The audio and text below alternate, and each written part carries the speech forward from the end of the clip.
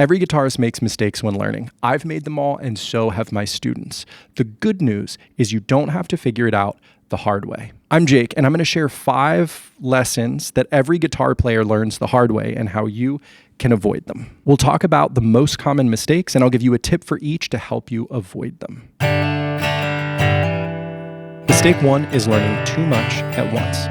It's easy to get spread thin and then get frustrated. There's so many cool things to learn: chords and scales and licks.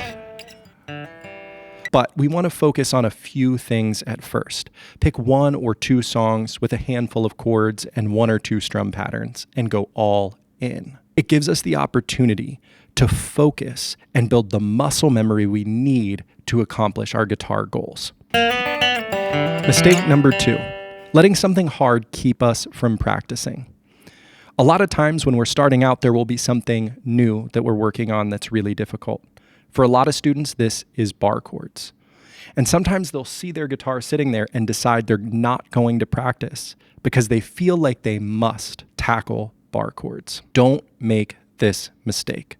Never miss an opportunity to play guitar because you feel like there's some work you have to do. It's called playing guitar. It's called making music. It's not called working guitar or working music. Bar chords are great, but don't ever use anything that feels hard or difficult as an excuse to not practice. You can practice whatever you want to practice. Get your guitar out and have fun making music.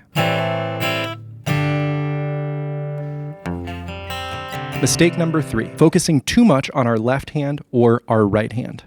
For each guitar player, one of the two usually comes easier, whether it's strumming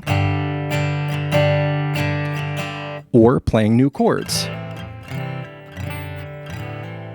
And we tend to focus on what we find to be the most comfortable to play. Instead, every time you do a left hand exercise, work on one that focuses on the right hand to balance yourself out as a player and make sure you're focusing enough on the things that you find difficult. Mistake number 4, not using a metronome. It's way more fun to play along with the record, sure. But when we use a metronome, we're in charge of remembering everything. When to strum, when to change chords, how the song sounds, how the song feels. And these habits that we build while practicing with a metronome are invaluable when we have the opportunity to play by ourselves at an open mic, with our friends in a band or an open jam. We need to be able to reproduce the song from memory. And the way that we build that memory is by practicing with a metronome. Mistake number 5 is playing alone every time. We get so stuck in our phone and our computer and working through lessons, all of which are awesome, but we forget that music is something meant to be shared. Whether you go to an open mic or find a local jam or you start a band or you join a band, making music for and with other people is the beauty of the art form.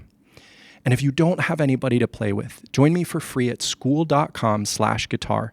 It's a group with hundreds of other guitar players, learning together, sharing their progress, sharing their wins, getting feedback, and above all, having fun playing guitar. I'll leave a link in the description, and I can't wait to see you inside.